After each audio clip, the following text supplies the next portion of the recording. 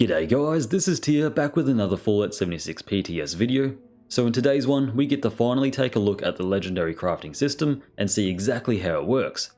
Now this is the PTS, so all of this is subject to change. Keep that in mind that these systems may look or actually be different upon release. Here's hoping. So yeah, things may change, and to be honest, I hope a few things do change and I'll be voicing my opinions for that later on. But anyways, let's get into it and show you all how this works. Okay. So firstly, pretty much everything in the game can now be modified to have legendary effects, including power armor. There are, however, a few exceptions, like named unique weapons and things like the drill, chainsaw and other items. At this current point in time, this may change, that may allow us to make these legendary, but you cannot right now. Anyways, how does this work? Well, as you can see here, we have some legendary cores in our inventory. Now, we have 1-star, 2-star and 3-star cores. Since I'm on the PTS, my character was given these to test them out, but in actual practice, the way you acquire more of these is by completing seasonal events, public events, and daily ops, and you'll be given a small amount of these as rewards. So basically, they are very rare in the actual game. So basically, I believe you can get anywhere from 1 to 5 of these cores from events or daily ops upon their completion. Anyways, once you have the legendary cores, you will also need to get legendary modules. We can get these from the purveyor, like always, so nothing's changed there. Just go onto Murmur and buy them in our inventory. Now once we have both of our required items, we just need a weapon, or an armor piece, or a power armor piece. Then we can just simply upgrade it to our desired legendary star rating, be that a 1-star, a 2-star, or a 3-star. Currently the way it works is that no matter which one you choose, it will completely randomize all current legendary effects. So if you keep trying to reroll the 3-star variation on an item, it will reroll all 3 legendary attributes completely randomly. That means the first effect and the second effect will continuously be randomized, which I do not like. So here we are in real time. I'm going to be showing you exactly how this works. I'm going to be showing you how it works on power armor, regular armor, and weapons. So first off, I'm just going to create a brand spanking new weapon and actually convert that into a legendary weapon right before your very eyes. It's very simple how this all works, so you can create any weapon you want. Let's just do a regular old hatchet, level 1, sure, let's make that. And then this will be into our actual modifiable weapons list. Yep, here it is, hatchet. It's non-legendary, but we can change that with a simple click of a button now. So as you can see, we have 1-star legendary cores. We have 99 of those. We've got 2-star legendary cores, 99 again, and then we've got 84 3-star legendary cores. They're all separate items that are in your miscellaneous menu, and we can just simply convert that into a 1-star item. Kicks us out, which is annoying, but that has been converted into an anti-armor hatchet, as you can see right there. But let's say we didn't want it to be 1-star. Let's use a 2-star legendary core, and we can change that. Bam, it's now a 2-star weapon, and as you can see on the screen, it is furious and plus 50% limb damage. So, you might have noticed that it didn't keep the 1-star effect. I'll touch on that later. That is my biggest problem with this. But basically, you can just change these weapons to be whatever tier of star you want. And finally, we're going to fully upgrade it with a 3-star effect.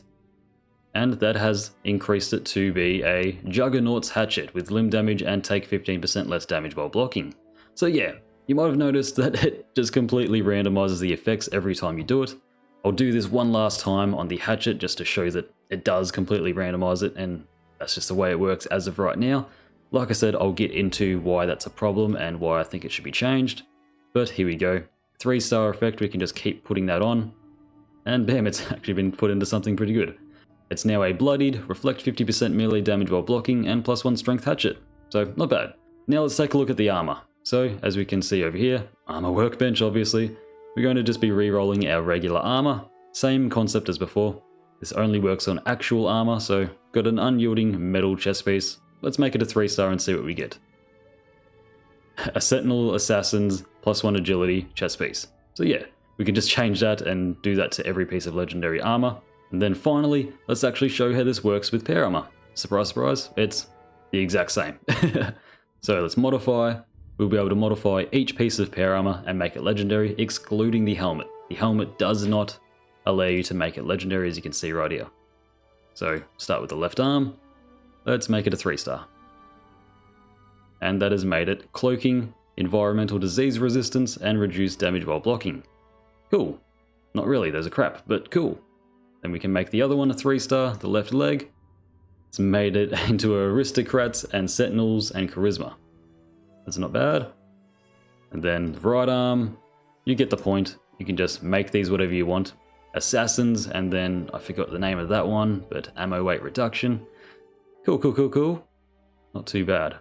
So yeah, that is how it works. It's pretty simple. You just craft the modules and the cores onto the actual items, and it randomizes and completely re-rolls the effect each time, which I'll get into why is a bad thing.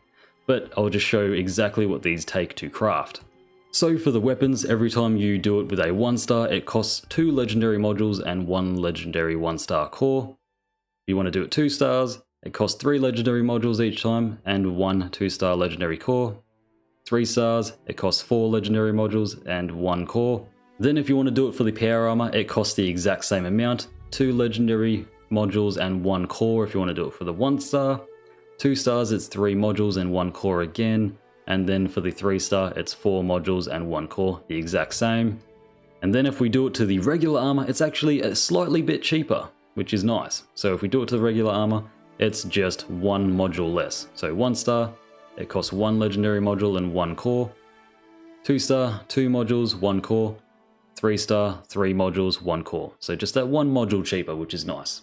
So yeah, that's how it works. Honestly, I'm a little bit disappointed. I feel that the way this currently works involves too much reliance on RNG and being lucky.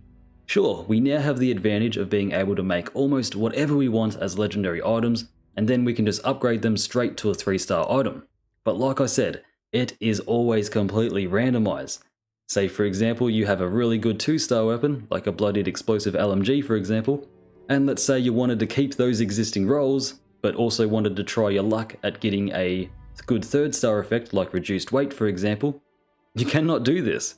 Every time you upgrade a weapon to a 2-star or a 3-star legendary item, it completely re-rolls each and every legendary effect on the weapon, making it effectively impossible to try your luck at actually upgrading a weapon's legendary effect.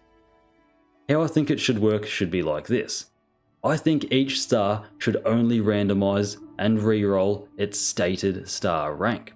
For example, we have the 1-star legendary module upgrade, and if we choose this, then it should re-roll only that first legendary effect. This would be useful in a situation like this. Say for example you have a weapon with really good 2nd and 3rd star effects, but its 1st star is not something that you are wanting to use. Then, you would just be able to specifically, re-roll that 1st star individually. And the same goes for the 2nd and 3rd star legendary modules. We should be able to choose the 2nd star module to specifically re-roll the 2nd star individually. And we should also be able to choose the 3rd star legendary module to re-roll that one individually as well. Now I know how much Bethesda loves to rely on RNG number games to artificially boost their game's playtime. I know how much Bethesda loves locking items behind a grind. But honestly, I think there's enough hardcore grind and RNG randomness in this game as it is. Honestly, every single way we can acquire a legendary item in this game is so dependent on RNG. It's all basically the same but with extra steps. Honestly, if this system was changed in the way I described, it would be far, far better. It would still be a grind, don't get me wrong, and there would be that element of randomness and RNG involved in re-rolling individual legendary stars, except it would be a lot more user-friendly. The whole point of this system is to be user-friendly after all, and to remove the blockades that are in places for players to get the gear they actually want and desire. As, after all, adding all these new legendary effects and new weapons does dilute the drop pool tremendously, so that also lowers our chances of actually getting the legendary effects that we want overall. But being able to specifically randomly re-roll individual stars of weapons to make things easier for the player would be a godsend. So Bethesda, if you're going to take any feedback from this PTS at all, take the bit I just gave you. Allow us to individually re-roll stars, instead of having it be a way to completely re-roll every single legendary effect at the same time. Like I said, it still involves that RNG that you guys love to force onto us, but in a much more user-friendly way that doesn't completely destroy our existing weapons and armor legendary effects. Hell, make it more expensive if you have to. Do whatever you need to do to make it balanced. Just please look into reworking the system to be this way. I hope you guys agree with me and make some noise for Bethesda. Please make some noise for them to listen to. I mean, let's just also look into the future for a second, guys. 4-star effects are coming. I mean, do they really expect us to just randomly reroll all of our gear to get a 4th star? What would be the point? If we want to upgrade our actual gear that we have right now to be 4-star, it would destroy our weapons and armor. It would destroy all the effects that we currently have on them. So this system, it needs to be reworked, and I definitely think it needs to be changed in the way that I stated previously. We need to reroll each individual effect with each legendary module.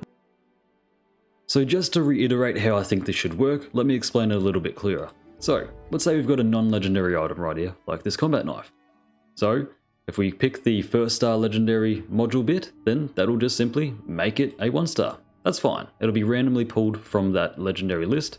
Here we go, I got anti-armor. And if we were to use it again, it would obviously re-roll that effect. Now, this is where things change.